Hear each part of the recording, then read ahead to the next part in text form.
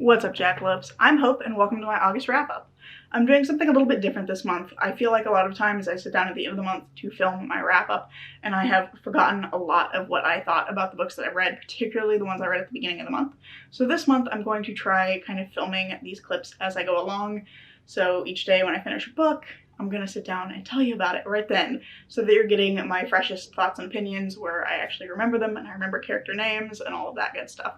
So yeah, that's the plan. Definitely let me know what you think down in the comments, because I want to know what your opinion is on this format, if it works, if it doesn't work. So going forward, I know whether this is something I should continue doing, or if maybe the version that I do at the end of the month is a little more cohesive. So yeah, let me know. For now, I have finished 2 books, and in a few minutes you're going to see a very enthusiastic past me talking about the book I finished today. But before that, I'm going to tell you about the first book I finished this month. I've made the same mistake. I've filmed this twice, and I've said munch instead of month twice. I don't know why, but it keeps happening. Anyway, the first book, I'm losing my damn mind. The first book I read this month was These Violent Delights by Chloe Gong, which is a Romeo and Juliet retelling set in 1920s Shanghai between warring gangs, and also there's a monster and a madness. Shit's going down. And I really enjoyed this one. I don't normally read a lot of YA, but I've been wanting to give it a shot lately because there have been some really interesting sounding books coming out that I have been wanting to pick up. But when I was kind of really in the age range for YA, the only YA books I was aware of were like Twilight and Hunger Games, which I read both, and neither really appealed to me. They just weren't my thing, especially at that time in my life. I kind of did this weird leap as a young person where like my library didn't have a young adult section. We had a children's section and an adult section. And so I did this wild leap from like children's fantasy to legal thrillers, like you do. So anyway, that aside, I've not read much YA. I just felt like I wasn't giving it a fair shot and decided to try picking up a couple. This is the first one I've picked up lately, I think. Maybe there's one other. I think I read the Akatar series, but like that's not YA. But this one is the first one I've decided to try and pick up, and I really enjoyed this one. I love the characters, I love the writing, I love the setting, I like the way that the story is set against this like bigger geopolitical backdrop that is not just a backdrop, but like actively informs the story and what's happening with the characters and the decisions they make. So I just think that this whole thing is really well done. In particular, Marshall and Kathleen are my favorite characters because they are just out there getting shit done. Roma and Juliet are lovely, and they're very much being swallowed whole by the drama, by the melodrama surrounding them. They're both very caught up in the kind of conflict between themselves and what's happened in their past and what's happening now. But Kathleen, Marshall, and Benedict are out there getting shit done, and I love them for it. I love competent characters, so this was full of those. Fantastic. And I particularly love the writing in here. I think that Chloe Gong's writing is beautiful. There's this one line that says that under the low-hanging light of the moon, Roma was a black and white study of sorrow. And I think about that line like every day. I finished this last week. I think about it every day, okay? It's on my mind constantly because the writing in here is just gorgeous. Fantastic book. I am super excited for the sequel. I think that the end of this did a really nice job of wrapping things up while also leaving this new direction for the sequel to go in, and like leaving it just one hanging thread to continue on. And so I'm very excited to see what happens in the next book. I suspect it will be devastating, but that's all right. I'm just here for the ride, and I, after reading this one, very much feel that we are in Chloe Gong's capable hands with this story. So I'm thrilled. And now on to past me from like 20 minutes ago, talking about the second book that I read. I finished my second book of the month today. It was Northanger Abbey by Jane Austen. This is a kind of parody of Gothic literature, and I really enjoyed this one.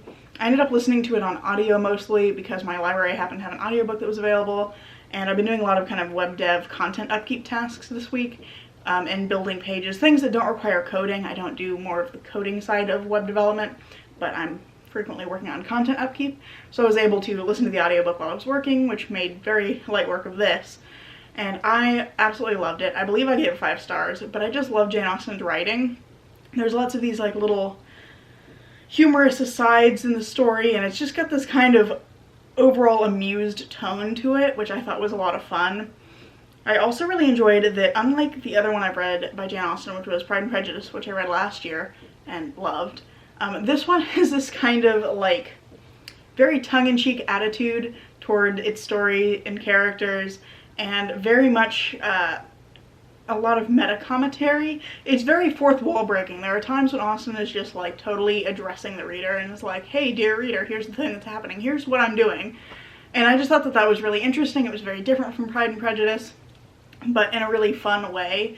And I also liked the protagonist, Catherine. She's this kind of naive, innocent person, and she's very willing to just kind of go with the flow of things and believe the best about people. And that means that she's often missing what other people are doing. Like, she doesn't notice when other people are manipulating her or lying to her, or when they're being kind of sarcastic or silly.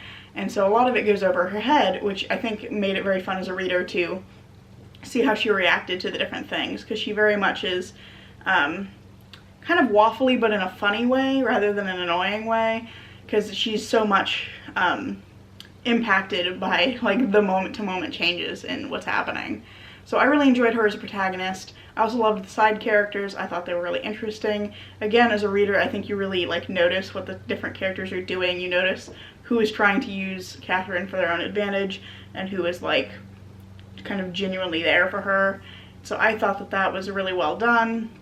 Yeah, on the whole, I think this is a really interesting book. I could see myself coming back to this one and reading it again, because I'm sure some of the social commentary went right over my head listening to it on audio. I don't process books as well as audiobooks, but it is nice when I'm able to get through a book that way, just, you know, for time's sake. But I definitely will be coming back to this one and reading it physically as well, so that I can really process everything that's in here. But I am very much looking forward to reading another Jane Austen book at some point. I have Emma up on my shelf that I still need to read. But yeah, that's all I really have to say about this one. Absolutely loved it. Will read it again. And I'll catch up with you guys when I finish another book. Hello, the third book that I read in August. This is future me, it's September now. But the third book I read in August was The Bachelors Ballet by Arden Powell. I filmed this clip and then accidentally deleted it, because I am a fool who didn't double check first. But unlike the horror of getting this clip figured out, this book was delightful. I really enjoyed The Bachelors Ballet. It is a super, super sweet book. So it basically follows this guy named Alphonse, who's like in the 1920s in America, in a version of America that has magic. Alphonse is this like airheaded bachelor guy, and he gets this ultimatum from his mother, which is basically get married or lose your inheritance and get kicked out of the family estate. And Alphonse is very used to his lifestyle, and also he's really not capable of taking care of himself. He's never had to before, and he just doesn't have the skills to do it, and it freaks him out. So he's basically given this ultimatum: get married to this woman that I've chosen specifically, or, you know, if the marriage had fallen through, that would have been fine as long as he wasn't intentionally sabotaging it. But anyway, one of the things that Alphonse is very upset about is that if he marries this woman, he thinks he's going to have to let go of his valet, Jacoby, who is this like super competent, super smart dude who's a little bit sassy and is just like really good at his job. And Alphonse is worried that he's like going to have to shift his life around if he has a wife who's going to do all the things that Jacoby normally does, like cooking and choosing his clothing and stuff like that. So he's not happy about the situation, but the book follows him kind of coming to terms with that situation. But it also follows him kind of going through this journey of self-discovery that I really enjoyed. But it's Alphonse kind of coming to the realization that he's in love with Jacoby and has been for a long time. And it was just a really sweet book as Alphonse was figuring out how he felt and like figuring out how to deal with that. It was just really sweet and charming, and all of the characters were great. I loved Alphonse, he was very funny. And then there was Jacoby, is also kind of funny in a dry wit kind of way. And then there's, oh, what's her name? Alia, who is the woman that Alphonse is engaged to. And she's also very funny and very she's very no nonsense. Like, she knows what she wants and she's not afraid to go get it and just step on as many toes as she has to do it.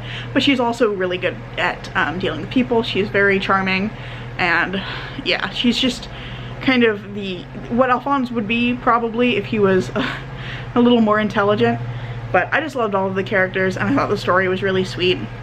So highly recommend this one. I also was very excited that I read this because I said back when I read the first book in this series, it's called the Flores Magica series, I said I thought that I would like a longer work by the same author. I gave the first book, The Botanist's Apprentice, 3 stars, and I was right, I gave The Bachelors Ballet 5 stars. So very glad I picked it up, and I will be reading more from Arden Powell because their writing is just really good. So yeah, that is the 3rd book I read in August. And flashback to past me for the 4th book that I read. So I just finished my 4th book of the month, and Pumpkin, as you can see here, is helping. He's helping. He's hanging out. But I just finished reading The Way of the House Husband by Kosuke Ono, and this is just volume 1. But I absolutely loved this. This is really charming and funny. It follows this guy named Mr. Tatsu, I think.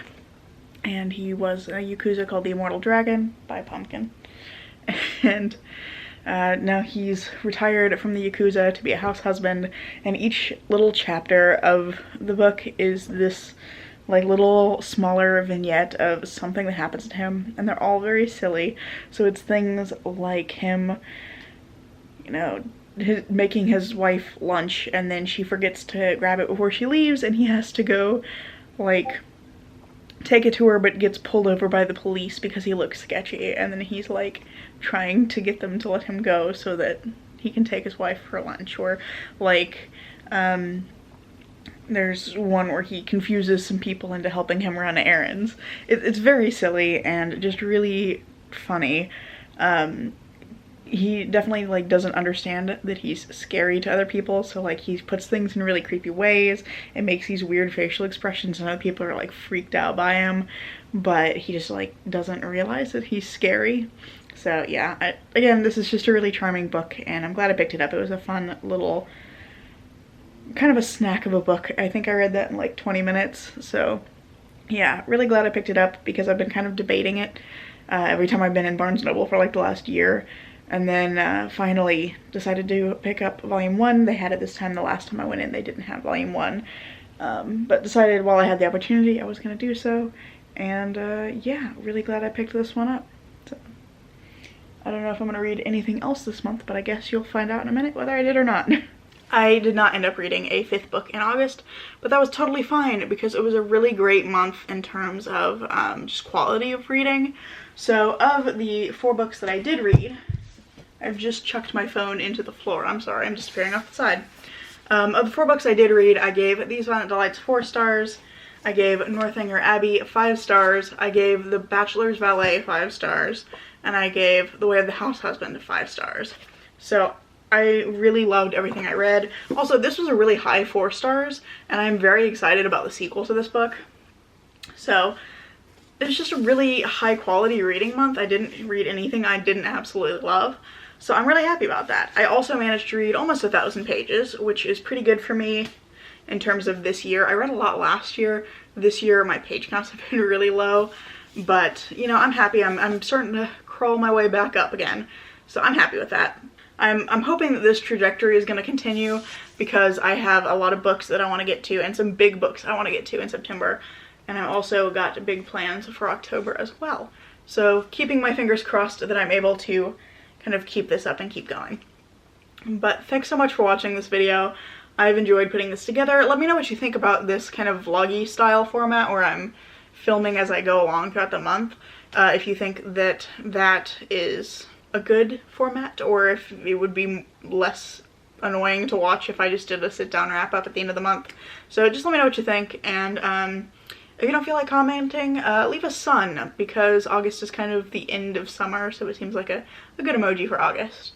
Also, I would love to know what your favorite book you read in August was. I think it's really hard to choose because I had 3 5 stars and they were all like 9.0 5 stars. I'm using G from Book Roast compile system.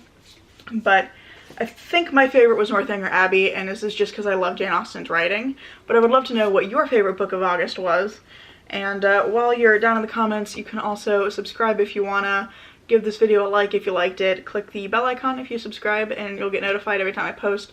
I'm currently trying to post every Saturday and working on being consistent, so I'd love if you decided to join me on that journey. But yeah, thanks so much for watching, and I hope to see you in the next one. Bye!